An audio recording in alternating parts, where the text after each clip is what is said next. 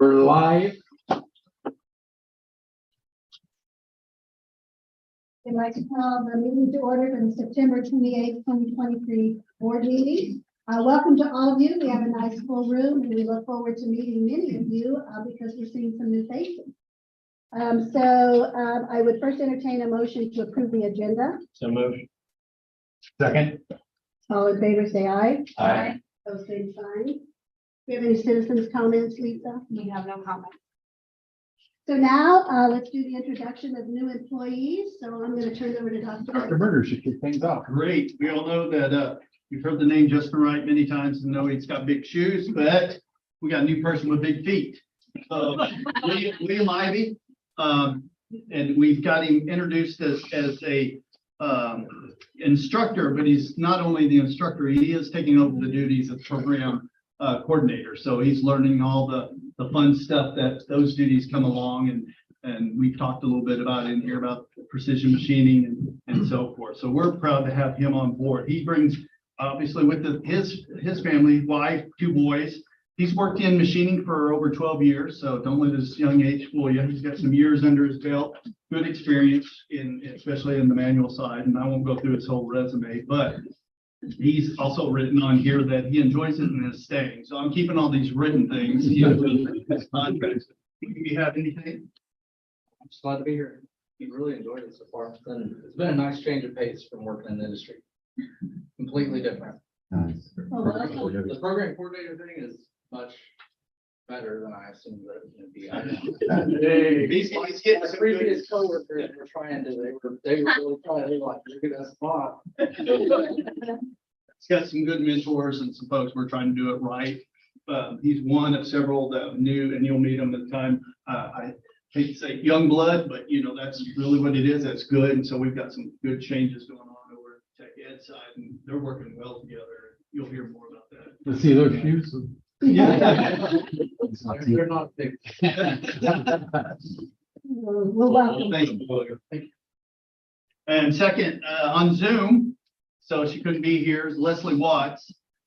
She works for our adult ed program. She started with us part-time in 2019 as the instructor over at Clinton. And then before we changed directors, we were looking for a full-time, and we wound up picking her up full-time for our full-time instructor position, but she's still over at the Clinton campus and working over there. She's got an associate's of applied science in education, as well as her bachelor's, and she's working on her master's.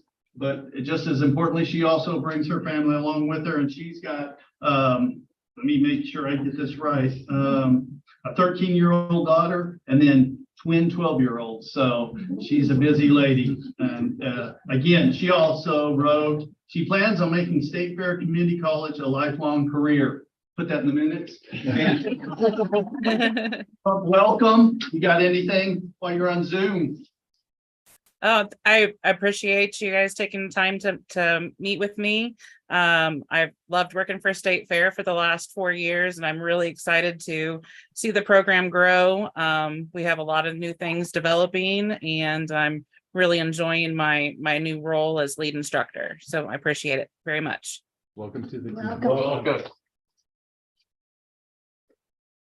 Is that it for you? I think that's all that's on my agenda. All right. Were you April? Were you April, last week. or last month or? It was last month. She was, Yes. so you all had I wasn't here last month, but our director, our new director, of course, will read. April Godwin. I don't think I said anything last week, but thank you for welcoming me on She's another board. boomerang. She's been here before and Yes. back, so that's good. All right. Dean Brush. Hello, I'd like to welcome Rachel Clifford. Go stand up. Rachel is our new instructor in the medical assisting program. She's very excited to be here. We're very excited to have her. Rachel has over 25 years experience as a medical assistant. She's certified, and she also functions as the president of the Medical Assisting Association, what's it called? I am the president of the Missouri Society of Medical Assistants, which is an affiliate of a national organization called the American Association. rock star. She's just doing great and we're super excited to have her. Do you have anything else you want to tell the board about? I am extremely excited to be here, and just like he said, it's a breath of fresh air compared to the industry, and I'm looking forward to being here for a long time. Welcome. Thank you. Porter. My turn. I'm gonna start with Lindsay. I'd like to introduce you to Lindsay Gant. She is our newest admission and outreach advisor, just across the hall in student services. Lindsay is, I always ask them, give me a few things that are interesting about you, right? They're like, oh God, what are you gonna say? Lindsay is a self-proclaimed Air Force brat. You'll recognize she is the daughter of Doug and Jill Gant, right? So many of you know Lindsay. She is a CMU grad, impressively in molecular and cellular biology. So nothing says, right, biological science, like hanging out with high school kids. She did snow skiing and she did an internship at Disney. She created magical moments as a pontoon operator. Oh, yeah. So we got that part covered too. And then Lindsay was just engaged. Kelly Dawson. You do that at the very, oh, yeah. That's an important thing to us, man, but, you know, trying to actually accept us. Welcome. Just a minute. Welcome. There you go. I mean, look, There you go. All right, thank you, darling. Our new assistant registrar is Callie Dawson. Callie is a native from Concordia. She was actually an SFCC student way back in the day. So here's another one coming back to work at the alma mater. She ran as fast as she could from the mortgage industry. Worked in admissions at a community college. She has 2 bipedal children, 3 4-legged children, and spends a lot of time at the Heckert Center because she's semi-pro in kickball and volleyball. Thank you, Callie. Well, welcome, ladies. both of you. Thank you. Brad Henderson. It is my pleasure to introduce to you our new writing services manager, Stephanie Fasasi. Stephanie comes to us from Missouri Valley College, where we coached her and immediately tore up her NDA.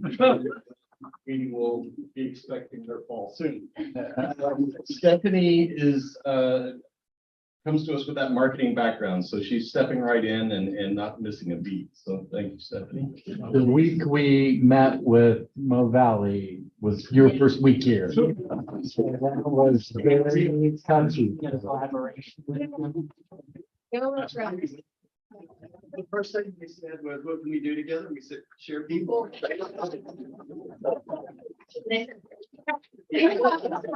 Well, welcome, Stephanie. And the next person I'd like to introduce is one of State Fair's own products, Dawson Probst. And Dawson is one of the first students to go through our digital communications program. I'm looking forward to sharing some of Dawson's work with you very soon. He specializes in videography, and he's going to make an immediate impact in our department. And I know you'll be seeing his work very soon. Dawson, who was your favorite instructor? I have to say Dr. Bates. Scott, can we get a raise for him? But I know our agenda says we're ready to move on, but I do have a guest to introduce because it just turned out that we have some guests in our town. The photojournalists are doing something, you probably read all about that. And about 10 minutes ago, I got a call from Henry and he wanted to meet with me and my husband. And I said, well, I'm at a State Fair board meeting. I'd come right on. So Henry, we're glad to have you. The introductions that were given were all of the new employees. So this is a new person in town. Where are you from? Tell us. Charleston, South Carolina. Oh. Yeah. Pleasure to be here. Staley is really nice. Yeah, the Missouri Photo Workshop is all about, 75th anniversary. So we like come in, I applied, you apply to get in. It's an educational, it's practicing documentary for journalism. So like you're supposed to find a story, pitch it, and something that's speaks to the community, the people there, going through things, or people succeeding and doing good things. So I have done multiple pitches and I got a story approved and it just fell apart, probably an hour ago or something. So I've done a lot. And so now I'm happy to be with Patty and hopefully doing something surrounding like her intimacy and connection with the community. She and Pat's intimacy with the soil and farming, and also with one another, and showing maybe some love. So. Well, we are. So for those of you that you're welcome to stay, but if you have other things to do, you can leave at any point in time. So we'll move on.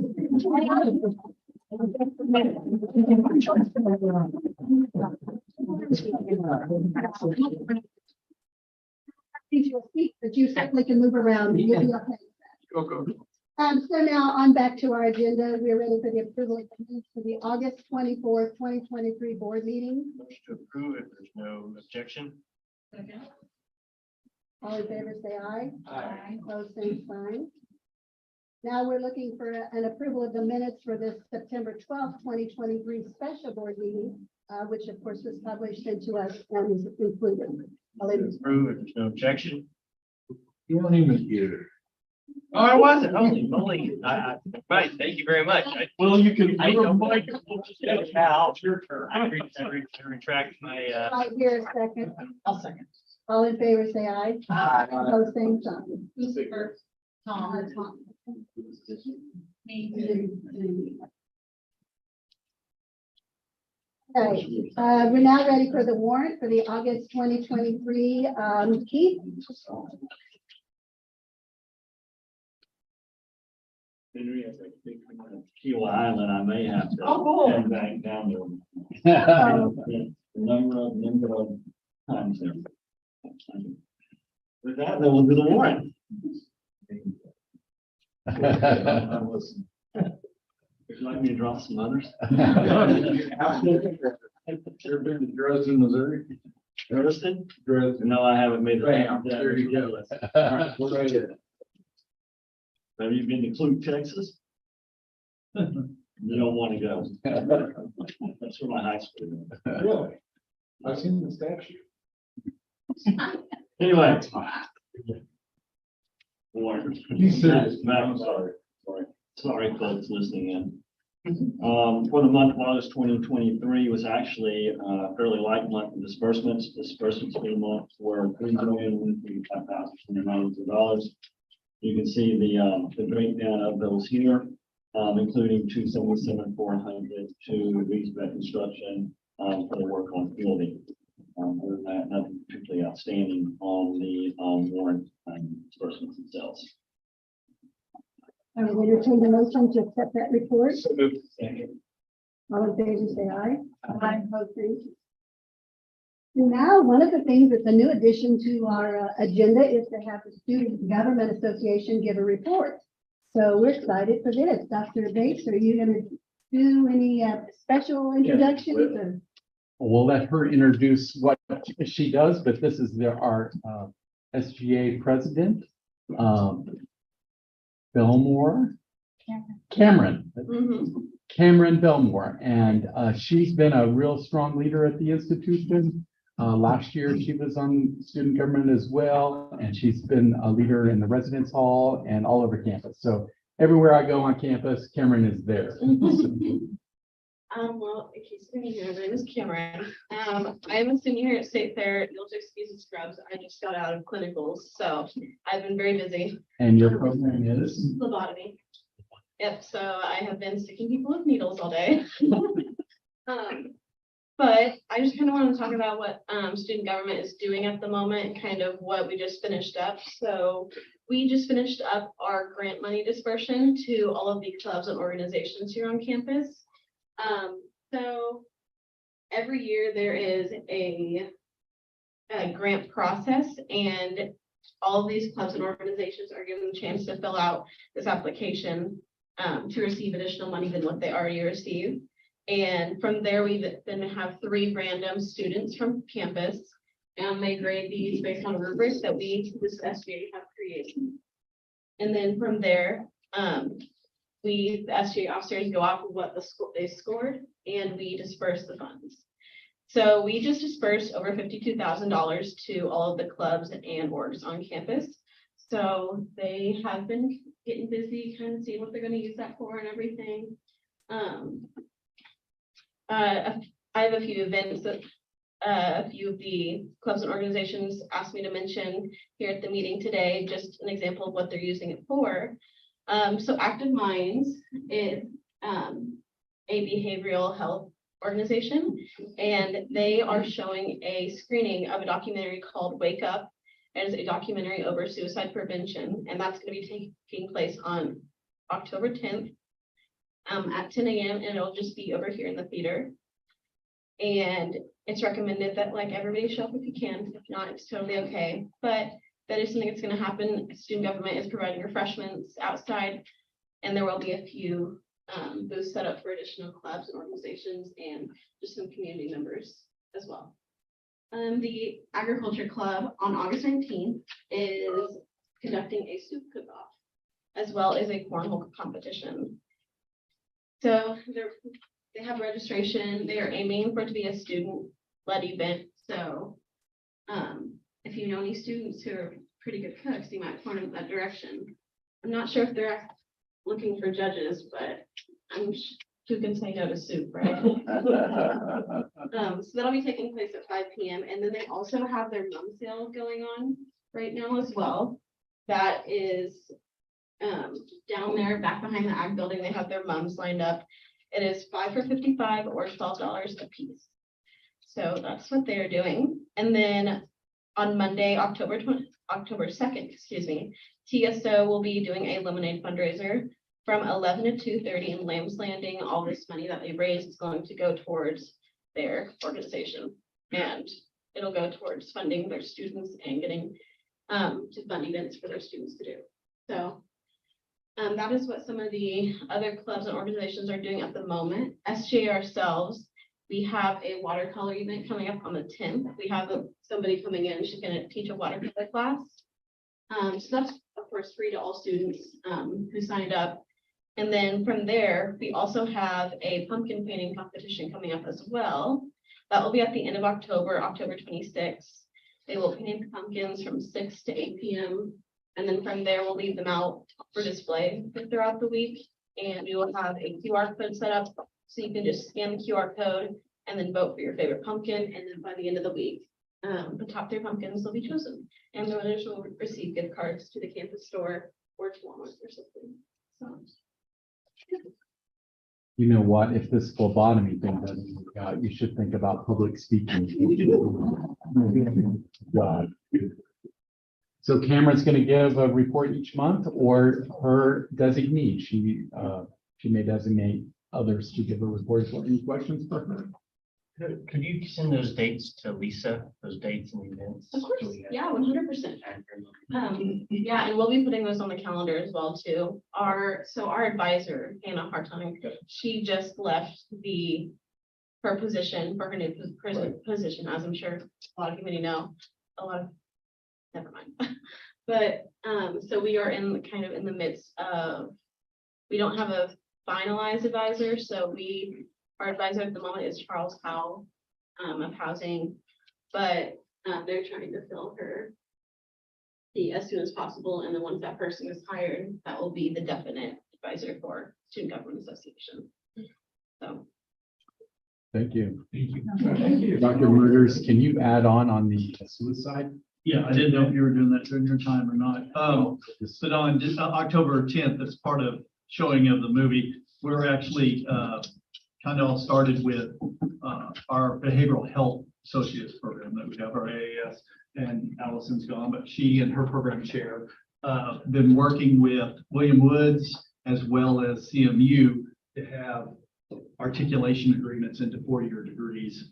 One of them into social work, one of them continue on behavioral health, 2 different things. And I thought, October 10th is National Suicide Awareness, maybe International Suicide Awareness Day. Anyway, we would use that day to sign those articulations. And so we will be, ideally, the presidents or therefore representatives and all of us would be signing. But to grow out of that, why not take advantage of those and put on events because CMU has counseling resources that we use, educate students, put on this film, so there's gonna be a whole day of some things going on campus, so just wellness, suicide awareness, those type of things, and kind of turn, our academic part, but also the student services and stuff, and kind of make it a day of recognition, and SGA doing their part, and then our programs doing their part, student services and so forth. So we'll have, hopefully, that's why I was on the email, CMU's asking me, what's the agenda? Because they're excited about being here, and so it's William, so. And they're bringing students. Yes, so. Thank you. Well, I thought that was a timely supplement. so. For sure. Okay, so now ready for institutional reports, Dr. Bates? All right, to kick off our institutional reports, we have Mary Troiner for her annual foundation institutional report. As you have 3 institutional reports, I believe it's short and sweet, so we keep this as condensed as we can. Foundation does a lot of work in regards to what I provided you is the same packets that was provided at our August meeting, which is our annual meeting. So I just highlighted 2 of the forms that will give you the most overview of our fiscal year. One of the things I would like to review in regards to it, because you're all capable of reading reports, but I'm going to point out the aspect of our scholarships. So since I'm starting my 11th year here at the college, and so one of the goals that I had always said is that we're here for the students, and hoarding money is not our goal, is providing the money to the programs. Scholarships is our biggest endowment that we have in our foundation.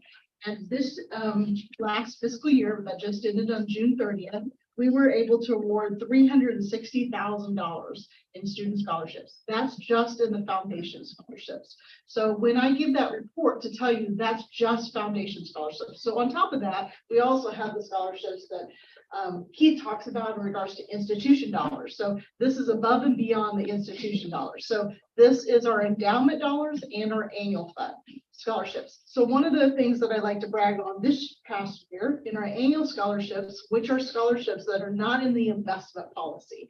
So these are the unique scholarships that come in, and somebody may give you $1,000 gift and they say, I love ag, and they're going to give an award to an ag student.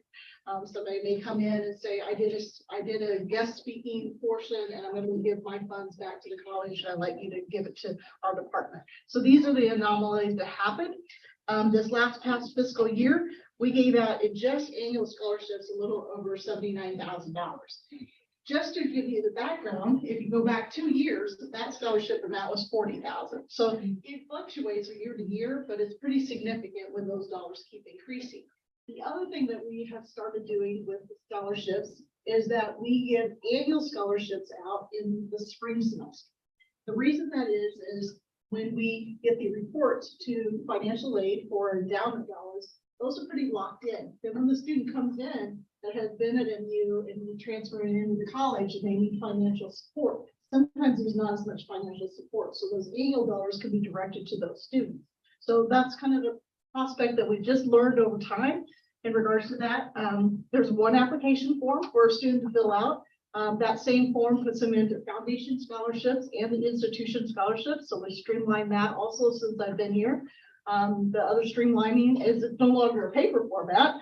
That happened very early on in the process when I realized we were still doing that.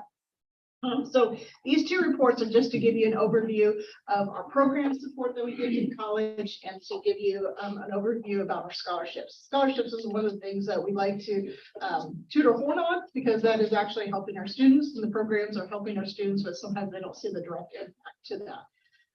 The other thing is in regards to our prospects or our projects that we have here going on right now. I don't know how it happens sometimes, but it does. Mary walks into on a walking chair with a prospective student. I go through the residence hall and I say, we could do a little better.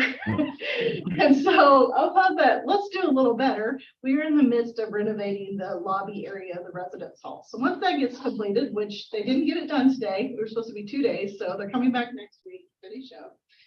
Sadly, I can't say it's done, but projects like that just come about. And here's what the the good thing about that is that Mary can walk in there and have foundation dollars to make those projects happen. That can't happen in every department. So until you have somebody come forward from a department and say they have a project, that's the way it happens. But there's a little bit of bonus to whenever you have foundation dollars to give those projects a boost to. And again, I think this is one of those things that if I hadn't have walked with that prospective student on that tour and walking in the residence hall and seeing it from a parent's point of view, this just would have been overlooked. So I believe in appearances that give us a first impression to a lot of people that are looking at our college. And so we do those kind of projects. The other project that I thought was, what exactly are we doing for our students? So one of the things that we did a little different this year in the semester, when students moved in and they were part of our residence hall process, whether they lived in the apartments across the street or actually here on the actual residence hall, we gave them welcome boxes.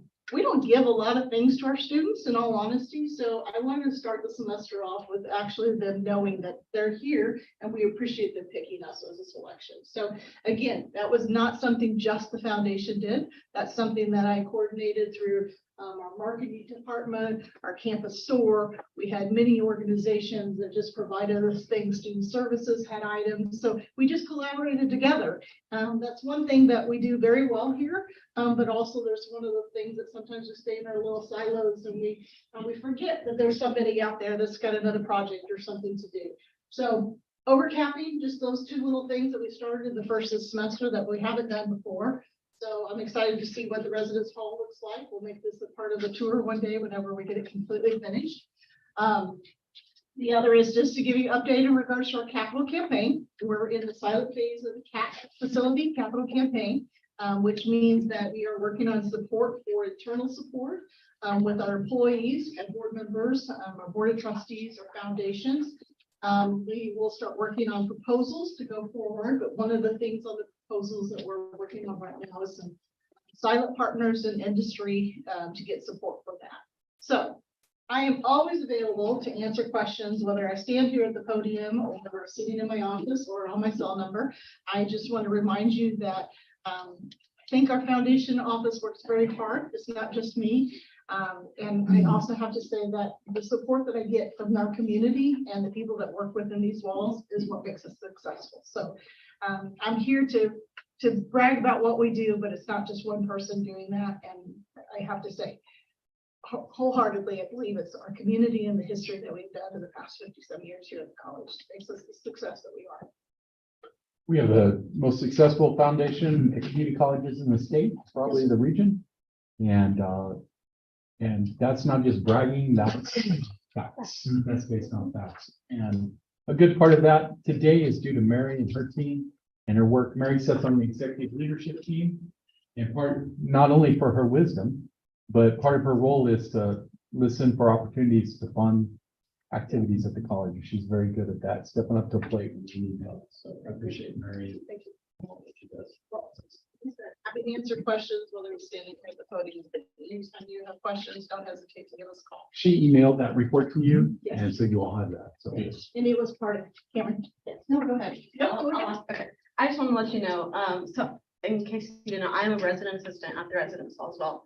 And I had residents coming to me saying, oh my gosh, I love these boxes. These are so great. So they really do notice those types of things, students do. And so I just wanted to let you know that everybody really did appreciate them. And the floor is looking really great right now. So we're excited to see it finished. Thank you. It was fun. I went over last night when I left work to check on the progress because I hoped it would get done today. And it was funny as you're standing there checking it out, you know, every once in a while you get somebody will lean over there like, what did they get done today? You know, and they're like, do you know about this? I was like, no, I just anyway, but I'm excited to do it. It'll be, so it's all new furniture, it's all new flooring, the walls have gotten painted. We have a fat head that's gonna go on the wall. We're gonna put some artwork on the walls. So it'll be fun to have just a new hangout zone for them. So. thank you, Mary. I just want to comment on this because prior to my trustees, I was on the foundation. I know one thing that was talked about a lot was using scholarship dollars, not leaving them unused. And I don't know if everybody had a chance to look at this report, but if you go back, I mean, we went from, in 2008, we gave out $63,000 in scholarship, and this year we gave out 306 just on that scholarship side. You know, I know that was a directive that Mary was talking about a lot.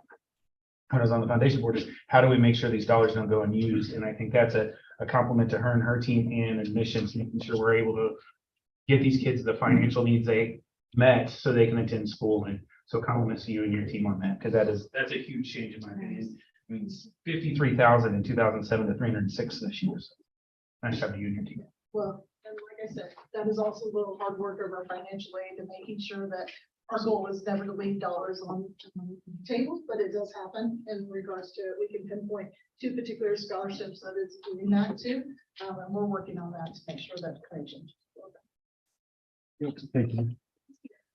The board has a process every other year to do a 360 evaluation seeking input from stakeholders. And as part of that process, there was some discussion about the access to the board meeting, and it's important to the board that people have access to attend the meeting. These are open sessions and people are invited to attend. And also we make this available through YouTube to extend the reach and provide access to folks as well. So the board, to make sure that, we were maintaining that openness, asked that we have a report on our Board of Trustees stream. So Brad is giving that report today.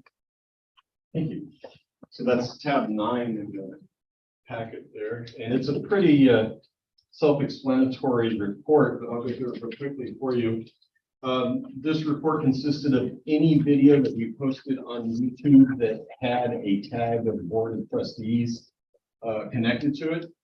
So that's why you see the one on 6/8. That was the introduction during our retirement ceremony of our new board emeritus member. And all of the other meetings are there for the calendar year. You can see the total views or the total number of times that the videos have been clicked or initiated. And then the live views column is the number of times that somebody logged into it while it was streaming. So during this time right now, during the board meeting, you receive those views, not all at once, but throughout the duration of the video at any time. And then the average view obviously is the amount of time that the average viewer spent watching that video. And then the final column, well, the next to final column is the total length of those videos that were posted. And no comments were received on any of those. I can tell you right now that there are 2 people watching the stream right now. So by the time this is over and by the time next month goes, we can add another row to this and provide that to you as well. Any questions for Brad or comments? Thanks for those statistics so we can. Yes. While we're on the numbers game, we have our institutional research director, Judy Riney, and she's here to report on census enrollment data. And Judy has a PowerPoint, and I'm going to move out of the way.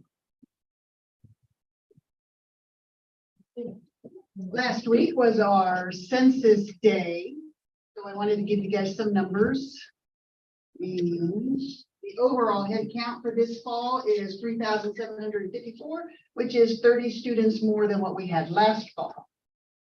Here's a breakdown of students by race, enrollment status, and residency. It's pretty much what it was last year. There was a slight increase in Hispanic students and a little bit lower for the white Caucasian students. The enrollment status is kind of hidden there, but we're pretty much 50-50 for full-time and part-time students. And our residency is mainly Missouri, out of state. We have 27% from the in-district, and that 2.7 is from out of state.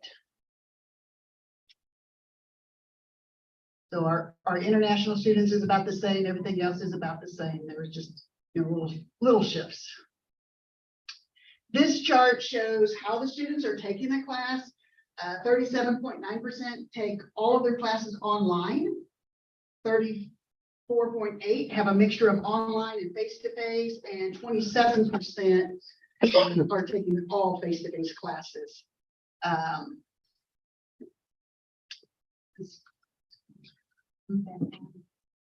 The bottom chart is showing how that has increased. The in-person how it started out in the 70s, and then when COVID hit, of course, it dropped down to 60, and now it's just slightly, it's working its way back up to 62% for those that are taking at least one face-to-face class. This is a breakdown by age. We're a very traditional school where most of our students are under the age of 25. As far as gender, we have about 2/3 female. And that's just how it's been for a long, long time here. This is the enrollment by site. There's nothing really that's other than we have a brand new Jefferson City at 21 students enrolled there. The other sites stayed about the same. So I wanted to highlight Jefferson City. The male, female, about 50% each. They are mainly part-time students, only 9%, 2 students are taken full-time. And the majority of them, I think it was 79%, it's hidden there, is Black African American. They are young students. Only 1 student was over the age of 20 and over. So it's a young group there in Jefferson City. And are all those in Jeff City? Yes, sir. Thank you. This is showing how we did with our Pell Grants. We had almost $3 million coming in through our Pell Grants. And that 49.7%, that's the percentage of just our degree seeking students. So that wouldn't include dual credit students who wouldn't be eligible for Pell Grants. And 1.7 million for the Missouri A+ system. We had 61% was our first generation. So neither of their parents have received a college degree. And so that kind of tells you how we have to treat them and kind of guide them and show them the way, how to make sure they get through. This is our 1-year retention rate. They started last year in the fall, and did they either come back now or did they graduate? And we're at 60.8%. And then I have the last 4 years there. Last year we had just a huge bump there, which was wonderful, but that 60.8% is right there where it should be. And this is an enrollment of the last, this 2011. And you can see we hit some highs in the 5,000 there, and then it dropped. And it's just kind of staying steady, a little bit ahead. We're up by 30, so I will say that. Yay, we're up by 30. So our dual credit students make up almost 1/3 of our population. So I kind of wanted to highlight them. Our dual credit students are just like our other students as far as gender. We have about 2/3 female. They're all under the age of 18, and the top high schools, Smith Cotton, I think was like 135, and then Camden, I think was in the 70s. So you can see which high schools that they're coming to us from. And most of the dual credit students are just taking one class. 56% are just taking one class. A few of them take 2 classes, and some of them are eager and they're taking 3 classes. The biggest class that take is the English composition, and I think that was like 400 and something hidden under there. But they're taking their English, public speaking, U.S. history, the classes that they know they're going to need in college. Might as well take them while you can. So they're doing great there. And that is our fall census report. So, Any questions for Judy? You had a slide in there that said over 60% of our students were out of district. Are we able to identify where then those students are from? I mean, it's odd. Is it odd that In district is Pettis and Benton County. So it's 2 taxing district counties. Okay. So, you know, yes, I can't Johnson- tell you exactly what counties they're from, but most of them are in our service area. So service area and district. So if they're in Clinton and they go to Clinton, that's an out of district, correct? Yes. Okay, that makes sense now. Yeah. Do you have any theory why it is that there's such a large percentage of female versus male students? Is it because We're heavy on the nursing type that attract females. But then again, we also have welding and stuff like that would bring in the male. So I'm not real sure on that. Overall, more females go to school, but why we are a little heavier than other schools. So I don't know if it's the area or what we specialize in.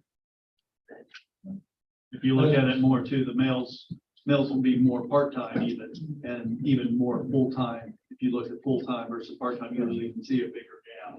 So it's, you know, there's a lot of theories out there about, you know, economics and going back to school and. I just didn't know if we had more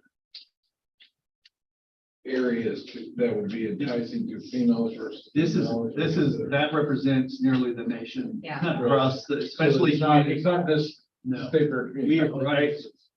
we're right in the middle. I mean, that's pretty much representative of most community colleges and even the university colleges are getting to. There's a drain and they're leaving higher ed, but no one's going to put their finger on why.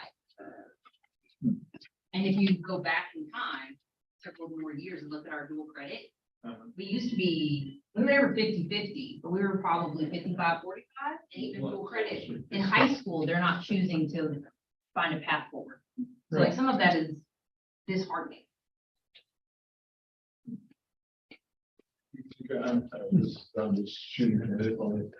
Is there any way that you could develop any type of feedback criteria that would give us an indication, at least in our area, service area? Or is that just something that we just do what we do because it's way thin? We probably could, but I think it would be a communication. We start with K-12. Right, what's happening in the high schools that we can encourage police, right? We can encourage young men to move forward because they're not right now. One challenge in that is finding people that don't go here. You know, 'cause that's a tough group to find. To break apart the K-12 school, like the Cotton's demographic, for the people who choose not to be military or higher ed.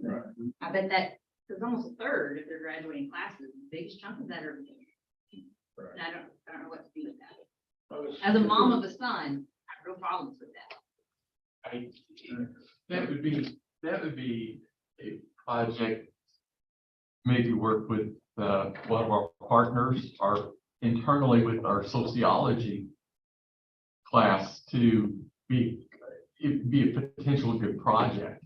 Our senior thesis type project to that we could work with and develop there. We have CTC kids, boys coming up all day long, every day. And where do they go? Yeah. Well, I have one that went to another institution because we didn't offer the program here. So. But we find out. I bet. When we did the racial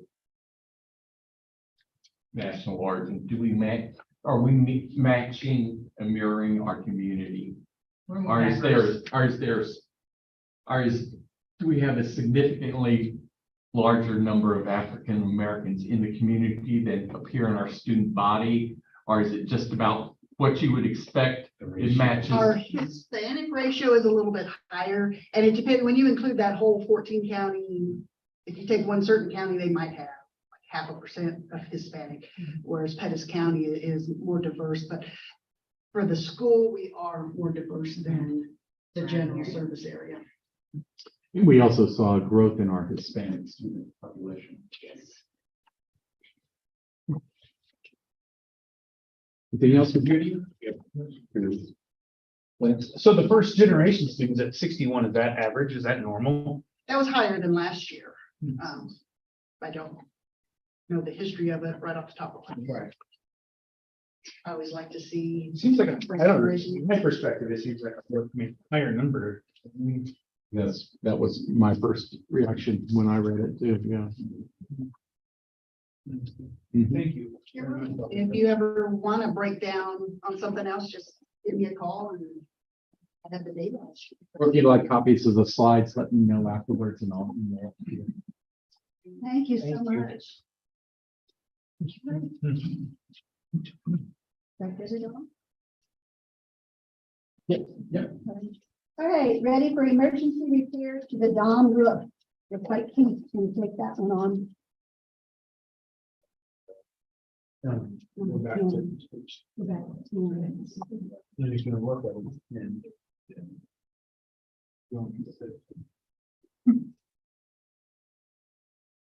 So I advise you of some emergency repairs that we made, that were not brought to the board because they were emergency repairs, but in late August, we had a fairly substantial rain here in Harris County, Sedalia area. We had some issues with the roof that we plan on repairing. That rain made it evident those issues were severe, not only severe, but really threatening the integrity of the building and the things that were underneath it. The artwork for the walls and building. So and that was after talking to Andy and looking at the situation.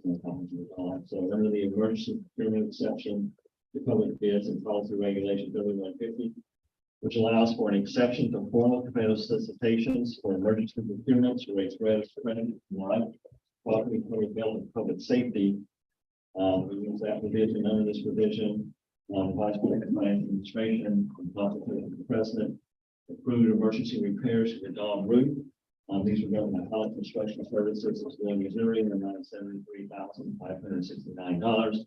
Our Director of Facilities reviewed that bid and talked to them about it was a very fair price for the work that's being done. These repairs are complete, and there are some additional repairs. We still need to do the rest of the roof, but those were considered to be standard repairs, not emergency situations. We'll bid those out through the traditional bidding process. So informing you that we did have to spend some money came out of reserves that we needed to repair the roof. I put some info in there, and even they can't quite describe the situation with ourselves in the ability of water going inside and like. So just want to inform you of what we did. Those repairs are complete. They are complete. So I thought we had talked about that, the such a damage to the store. I knew we were gonna have to. After that rain, it was. Very. 1-year warranty on membranes. Yeah, we've got a 20-year fix to it, so. And the remaining parts of the roof will cost approximately the same amount we're anticipating. But we'll probably wait even till we may, or we're looking at potentially waiting even until the next budget cycle. There's something imminent that we think that it needs to be done so it doesn't become. So just a quick clarification, Keith. I know if you go to the bid and add up all the numbers, that's where we get the 72,569. But on the balance is the 59,714. Did we do all of these Yeah, repairs? the other repair, when that invoice came in for this meeting, that's the invoice we have. Since then, they've done the other two. Okay. Thank you. This was, I think they actually finished up yesterday fully, but so that's what I had. So all the repairs were done and was listed on this bid. Yeah, they're all that's done. We're completely done, and that is the invoice. Thank you. Actually approved them today. Yes. Questions? That's all I have. Roofs aren't good. That Do is we need to really look at bad. any other roof for our facility? Well, there's probably a lot of things we need to look at in the facility, in our facilities in general. So to answer your question, regardless, I would say yes to that. There's a lot of things, and yes, we have, and I think that Andy has on his list a variety of things that is excellent. Fortunately or unfortunately, we've been up on a lot of roofs lately replacing rooftop air conditioning units, so we have a good idea of which ones are in what shape. Doing some of that. We've done some actual other updates to the roof above the dining hall, which we've had to be up there and putting on, but some, and we put things on top of the Ag Center recently, so we kind of did some things. So we've done things along the way that's done it. Yes, I would say we've got some buildings that are getting older. Interestingly, the Dom roof was on our maintenance and repair list, so it was already on our list. We knew it was trouble. But the deterioration was more severe than what we. I think that's what we had talked about. Well, rain the way it came. Yeah. You know, the That weather. rains it forward. And for you, I do know you all saw, going back to the last meeting, you saw the Bobcat, and we didn't get it in. So made sure that, so that was in. Andy brought it by and Yeah. some of the people, I gotta drive it. Good. So is it still in one piece? Andy was sweating Just it. an insurance company now. So, and also, concerning the, concerning some of the, materials for shipping, so the recyclables and all that. After talking to Christine, I learned that basically we just take whatever's left over from any of these various recycle grants and buy that. And we have a large stockpile of those materials in place right now. It's just that we have to spend the bulk of funds on that, so we're still short, recycling. So, we just use the balance and we have a sufficient amount of those materials in stock right now, and we just add to them when we have the opportunity. So, okay, thank you. That was really for informational purposes only. Just to let us know, appreciate that. All right, Dr. Davis, your president's report. We have a team headed to the ACCT Leadership Congress. That is the Board of Trustees Professional Development and Leadership Group. And so that conference is October 9th through 12th. Lisa will email the itinerary to those that are tomorrow. We have a small correction to make. And so that will go out tomorrow. We also need to identify, we can do this later, but we have one voting delegate, so I'm not sure how we pick that. You got that? Yes. Okay, so I've got something on there too, so we can coordinate that. You may have received a save the date email for our legislative advocacy event for the Missouri legislators on October 25th from 2 to 4 p.m. And so we have a team working on our advocacy document. Brad's the key designer for that document. So it was a very successful document last year, but we learned some things on how it's used and we're making some improvements. So I'm really excited to see that. We've had some discussion about some content. For instance, a group met to discuss property taxes and their role as a income issue at the state. So we're going to include some materials in that, but we're in the process of developing the agenda for that event. And so if you have some thoughts or something, you can drop me an email or recommendation. We are in the process at the institution to complete program and service review. This is a process where every unit of the college is looking at key performance indicators, their outcomes assessments, the strategic plan, and tie their planning together into the budget requests for those years. I plan to submit some program review items in the budget for the Board of Trustees. And I want to mention a couple of things that I've heard from you. And if you have other things that you would like us to include in that, this is just feeding into the budget process. And those things, items will be evaluated, prioritized, and offer our recommendations. But one item I asked Haverly to work on is the technology in the boardroom here. I think it's very awkward to have the screen behind the table here. And I think there's some opportunities maybe for some technology at the back of the room and make this room more technology savvy and a little bit more usable. So he's putting together a proposal on that. And the other thing is there's been some interest from the board for a board app. And there are several options available, but there are apps available for that keep board members in compliance and communication and other legal issues. And instead of killing 1,000 trees with these things, we can load the board agenda and items into that app, and we can provide access through tablets here at the meeting or other things like that. So it may be something we want, may not.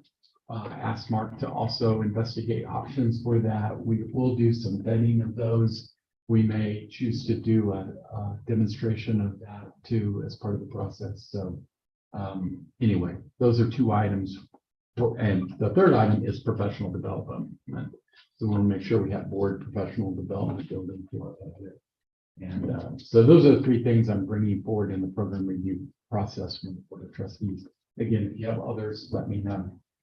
And finally, we have accepted the recent first class of the State Fair Community College Leadership Academy.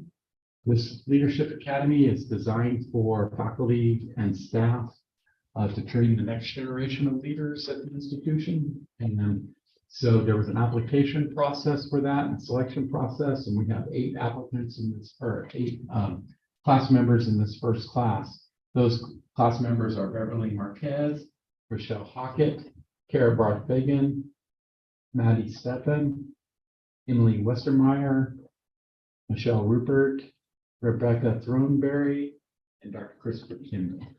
So we will have sessions once a month, and starting in October and concluding in May with a graduation ceremony for that class in May. The session in, did I say December? November. In November, we're having a session I'm calling tentatively making the sausage. And it's kind of the weeds of the community college different departments. So Keith is going to give a presentation on community college finance. Dr. Murders will talk about academics. But one of those sessions we'd like to have is the board role at the college and how they interact with leadership. Patty and Richard have volunteered to lead that, but if others would like to attend on that, I'll send out information when that is. So we also have on our plans to have a leadership panel from our community. So we'd like to identify some community leaders to share their leadership journey and what they, what makes them effective leaders. So we're doing all that with our executive leadership team. Each member of the executive leadership team is meeting individually with the team and sharing their leadership pathway. But this gives an opportunity to look at outside the college at other leaders and, find the things that fit for them. So really excited about that Leadership Academy, but I just wanted to highlight that we also have plans to involve the board. Kate Nash also has agreed to give a session on legal issues. And so that'll be my news. So those are the items on my report. All right, thank you, Dr. Bates. So we're ready for the financial report, Keith. A couple of things to go over in the financial report. We'll start with the aspect of all financial fund. We're seeing here that our tuition fees continue to show their increase over last year, which is to be expected with what we're planning on because the expenditures over last year as well. One thing to point out, we talked earlier about the funds allocated to student government, 52,000. That is part of the expenditure as well. Those come out of our general fund, so that is contributing to those funds. If you wonder where that money came, that's us contributing into those clubs. They can make a difference with those funds. So it's part of that. Overall, though, I feel good about where we are here today. Like I said, our revenues are, I'd say, on pace, if not slightly ahead of where I expect them to be, and up, $1 million over last year at this time. Our expenses are up over this year, same time this year, about 800,000. On pace, probably where I expect them to be as well. So that our excess revenues or expenditures, overall, I think that there's nothing else in particular here that stands out to me. Really the cost. The next thing on the agenda is Moody's. Some of you may or may not know, but Moody's is a rating agency that effectively provides a credit score to, I don't know the world, but to, in particular, higher, they grade us higher institutions that are looking to go to the public market for bonds, i.e., like we've done certificate of participation tech or one of those things. So if you're going to the public market seeking financing, you're required to have a rating, not necessarily by Moody's, although they're the most. It could be Standard & Poor's, others, but Moody's tends to be the vast majority of them. If you're not going to the public market, you don't have the rating. You have no reason to. Most people want to know if we go to the public market, but we are in the public market, so we are rated by them. We were rated in in 2021. In that they gave us what's known as an A3 rating. That's still if you have an A in front of you, that's still good, but it's on the it's the lower end of good, but still good. It's still considered investment grade. Below B, you get lower, but we rated there. So we resubmitted all our information to them this year. There was a number of groups in the college involved in getting information to them. They do a very deep dive into it. Sometimes I'm not even sure how they get to some of their numbers because they actually recalibrate our numbers from what we give them. For instance, one of the big liabilities we have is our retirement plan with PSRS, which is obviously out of control, but it still shows on books as a liability. They actually take that number, they recalculate it to a much higher number than PSRS gets it, because they think they don't agree with PSRS's methodology. They have their own. And so that debt grows in their way of doing it. They also look at differently than how we calculate, not how we calculate, but how they rate or utilize some of the other information. So anyway, they have their own way of looking at their ratios that are actually, born out of their expertise in this field. With that, they take all this and they come up with really on the table on the one sheet I gave you, the one that looks like this with the ones that Richard's looking at. The right-hand table is the critical table. That's all their ratios. The left-hand side is the data, like the runner from that we give them with some of the recalculations. For instance, you'll see under liabilities, you'll see the word total adjusted debt. You have direct debt and adjusted debt. Adjusted debt, if they pull in all the PSRS things. So they in their mind, we have a debt load of $125 million. Now, if you look at our own audit, you will not see $125 million debt number in there anywhere in the PSRS, but that's how they do their own calculations. So just giving you an idea of things they do. But the right-hand side is the important numbers. That's the values they use. And they each have different weights. They're used in different ways. But the main thing to look at in most of those values, if you compare us from 2018 to 2022, in every instance, our factor is better. When you look at, for instance, total cash and total cash investment operating expenses in 2020 were 0.76, now at 1.06 at the second line. Our operating margins gone from 4.5% to 19.4%. You look at annual debt service coverage up from 3.13 to 709, meaning that days that we can, there's total days of liquidity. Anyway, every instance has increased in that. So we had a meeting, which is good. These are very good numbers. So we had a meeting with them on the 18th, where we had most of the ELT in there. We had Dr. Bates, Dr. Murders, Dr. Porter, we had Darcy. We had a variety of folks in there, and they spent an hour basically asking us about what we're doing. A lot of those numbers, since they had the hard numbers here, they're asking us what I call the qualitative numbers. What's your strategy on enrollment? What's your strategy on excellence? What's your strategy on your ELT? How are you ensuring that you're operating correctly? How are you ensuring that you're going out and getting the students? So it was we've got the data. Now tell me the story behind the data and where it's going. Dr. Bates took the bulk of that. spoke on that. Dr. Murders chimed in, and 2 others chimed in. Lasted the full hour. They are emotionless and stoic as they listen to you. Not just about what you say, that was a good Yes, word. yes. Till the end. Till the very end, so they thanked us and they said something to us that I would never have expected to have heard from them.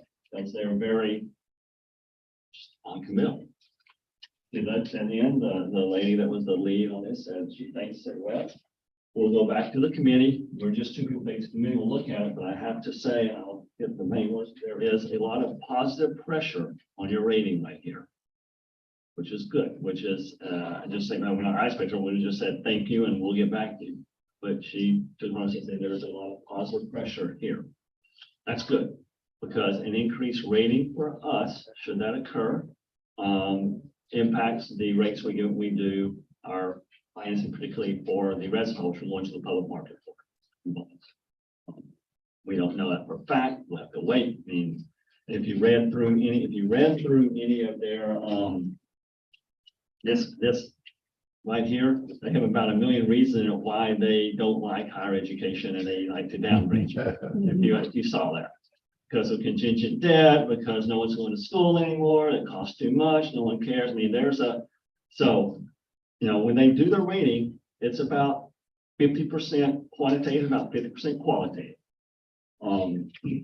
They have a score. I don't know if you look at the scorecard in here, they gave us from the past time, I think it was page, that's long as was last.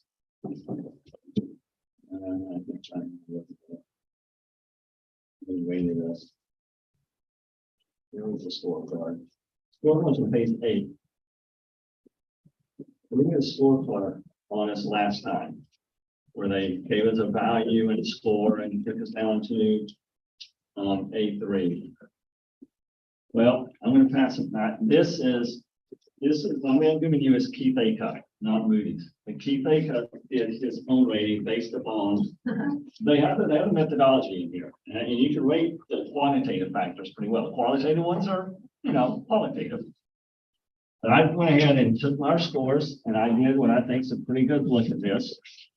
I guessed at the qualitative, but I based on what they did last time, and I know we're doing better than we were doing last time. So I did my own scoring, which is the first 2 of the 2021 opinion. The last 1, 2, 3, 4 are me scoring it myself. When you do that, in my mind, it gets us anywhere from an A1, which is 2 notches up, to an big A, little A3, which is 3 notches up. Do I think they would take us up 2 to 3 notches? Honestly, probably not. I think that's not in their DNA. I think, but I do think they could take us up 1 notch, to A2. But I think our scorecard, I feel very strongly, is definitely an A1 tier for it, easily. Give you some examples. The University of Missouri is the highest up there. I mean, they're at the very top. They're an AA1. They're the top. Missouri State is an A1, for example. St. Charles Community College is an A1 type thing. Washington University is an AA1. They're at the top. Some folks that aren't at the top are Maryville University, which is I don't know, but they're a B AA. Webster University is a B. So you can get an idea. Northwest Missouri State's an A3, give you an idea. But I think I do feel we showed well, guys. The college has done a very good job the last couple of years of being strong, done a very good job of not just quantitative, but qualitative side of it. I think we had a very good discussion on things we were doing, the initiatives we're taking, the expansion we've done, whether it be to Jeff City or our health sciences or in the OEC or the ag and all the things we're doing to be sure that we can continue to attract students from our area from being not just an option of convenience, but an option of destination and choice to come here. And I think that will score well. So all we can do now is see, but I will say that I think the team and everybody pitched in and I was very proud. I was very proud of what we had to show. Well, and it wasn't accidental. He did a great job prepping us, getting us. We went through a little practice meeting beforehand and Keith had us ready to go. So I appreciate Keith's work and the rest of the team. So. Keith, how much money could it save us if we go up a notch? You know, I wish I could tell you that, but I mean, I would think it could be, I could see that being worth in this, that, you know, given how the rates are now, it could be worth anywhere from, 20 to 250, a quarter, maybe a fifth to a quarter point of interest, which, over for 15 million over 30 years, and I'm doing it in my head in the math, but that's not insignificant. If they went up 2 notches, it'd be more. I don't want to, I really can't, I just don't think they're gonna want to take us up 2 notches because given their concern about the industry that we're in, for lack of a better term. What they're seeing there, but I could see a notch, but yeah, it could be, I would hope, I'm gonna say 0.20 to 0.25. But The financials also, you probably noted, included our foundation. So the Yeah. strength of our yeah, foundation that's also. part of it as well. They consider that part and parcel of what we are, and they want to know how much the foundation supports us. And Mary had a very good discussion of that and how they do support us and their ability to raise capital for these campaigns. Not just once, but multiple times. So all of those things factor into their qualitative assessment of, yeah, these guys got their act together and they're doing it. And there's a little bit of the, they have a committee like this, and essentially the 2 people who did this will present to that, and they'll talk and they'll rate, 9, raise the score. And we'll get a call at some point and say, okay, we raised you. Any questions? Any questions?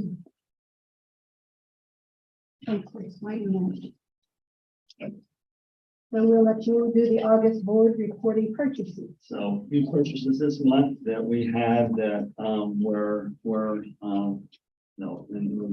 I want to start with, it's actually a little over, there's also an item that wasn't budgeted. Everything else on here is a budgeted item. But that one actually was not. And because we actually, we had not gotten this in the past from Black Jack, although it's in the contract that they're allowed to.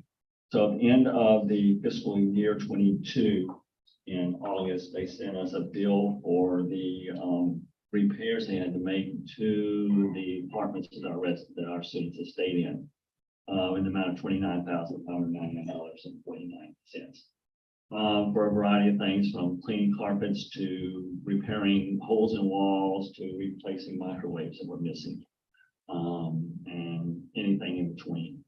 So that was that cost. Can you said again before that, they don't normally send us this The bill? 2 years before, they had not sent us this bill, even though in the contract, and when I went and looked at it, it does say they can send it. So for a reason, they had chosen not to, which had chosen not to the past 2 years. I don't know if this is because, that they were supporting before or what, but they did. And it is in the contract, it says they can. So they did, and they enumerated every item. I mean, it was a 8-page list of every item they repaired, which apartment on that in the Constitution. So anyway, that was one that, because obviously didn't approve that into it, and that's one that's not a collection item. So is that expense recoupable? From the students, no. How about for the future, how about preventable? Yeah, it's not recoupable, but preventable. Some of it probably should have been reduced. I'm just thinking missing microwaves. I hear what you said. Some of it probably should have been reduced. Neither Keith or I are able to explain that right now why it wasn't reduced. One. But yes, it's preventable. and One we should be came finding it. after everybody was gone. 2, I don't think we have a. We can Two- tighten up our processes. Thank A you. whole lot Yeah, with that's what I'm saying. Well, Marks on the walls are one thing, missing microwaves. that was maybe just. Should have blocked enrollment and had a bill. Yeah, should have checked that. So we've learned some things. To Tom's point, we're looking at things, and also might give us an idea too of when we build our own residence hall. I don't know if anyone ever takes the deposits in the residence world, like they do in normal mail. Anyway, to be honest, well, she's looked at it, she's working on it and looking to, make some process corrections. Who's our person over the fire check department? Do we have a designated employee? We have two coaches who live there and help with supervision, but they don't coordinate any of that. There, my voice running our rooms. Well, that, I mean, that. Not in the coach's room, no. There's what's missing. correct? No, theirs is not missing. So that's just, if you look at, we had approximately, probably 180 students in there. I'd have to do the math on what it is per student, 3,000, about 180, give or take. I'll give you an idea, rough idea. About $170 a student. So, The minimum damage fine, according to our policy, is 150. So we probably should have recouped some of that. So, think about, you move out of, you're living in an apartment, it had a deposit, most people like get more than 170. But you're right. Point is, I want to inform you of it. One, so we have discussion to know that, Autumn's on it. We learned some things and those things will help us as we go into our own residence hall. So various things we're learning by being over there now before we do our own. Just to do things. So just one, that's why we have these informational sessions like this. Next one's on here, Robson Outdoor, the billboard. That's in the budget, our marketing budget, but that's the billboard, couple of billboards. Right. Yeah, 60 and 65 and 50, and then we have the additional billboard from Robinson and Boonville. Yeah, so those are in our budget. Next one is Mornet. Mornet is they provide our Zoom. Mornet is the internet service provider. They provide our Zoom licenses. They provide our domain name services. They also provide, actually the biggest expense Mornet is databases to our library. Our library has subscriptions to 3 research databases, and those are done through Mornet. But so that's 13, it's not in the scheme of what they do, 13 pounds is probably pretty good for that. FlowPath at 10.9, FlowPath is our facilities work order system. It's what they do to track all the work orders that come in when it comes in, how it's done, resolutions, those things on that. It's their project management system. And then ZSpace is that was purchased with MoAmp funds. It's being used by our CoLab and by our CTE program. And it is an augmented reality system that is on a computer. And it basically takes your environment you're in, and can put it in 3D, and it has sound things where you can actually reach in and do well. You can do this. You can interact with the environment and what's in it. They're using it for marketing and going out and showing students what's going on. I can't tell you a whole lot about it. I've read about it. I've talked to the folks who use it. Everyone I've talked to says it's a very, very dynamic augmented reality 3D space that you don't put goggles on, but the screen itself comes in 3D and rotates and moves, and you can actually interact with pieces and parts together. And it's fairly sophisticated. So it's being used by MoAmp. A couple of our other CTE groups are using it. Engineering side is. Yeah, they're all, all I know is they are all thrilled to have it, and MoAmp paid for it, which was mainly thrilled. So just filling you in on what some of those are. Thank you. Any questions for Keith? Is the Robinson Outdoor 14,976, is that for the year? So the number again? 14,976 Yeah. for the year. That's it. Thank you. No purchases this 4 months. All right, so next on the agenda is board discussion. Anybody have anything to bring forward? Say the collaborative lab, the project they did, the event they had last night was very good, very enjoyable, and that if you would happen to see it, I know that we saw the project that's going to be done heading into Christmas. Karen has already said we'd like to do that one too. So she and I did it, and it was a really great program, great opportunity. Anything else? I'm not gonna have to put your grade in that, you did well. Actually, they were surprised how well I did.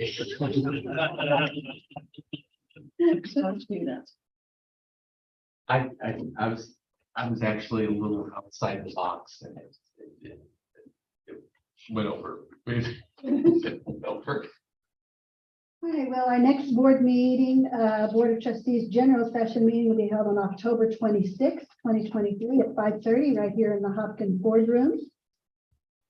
So I will entertain a motion. We're going to go into closed session. After that, we will then come back out of session and be in general, but we have nothing else after the closed session, just for your information.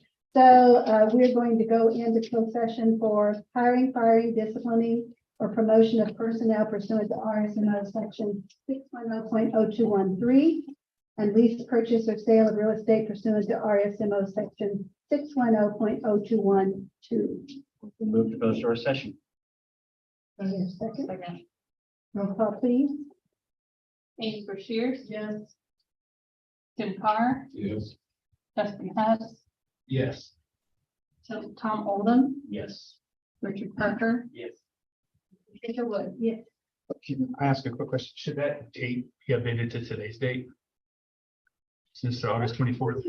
Okay, August 24th. Thank you for noticing. Yeah, it says, the meeting will close for August. I don't know if that matters, but just to make sure. Good catch there. Okay, so we'd like to request to add Dr. Keith, Dr. Murders, Keith, and Scott. Thank you, guys, the rest of you for coming.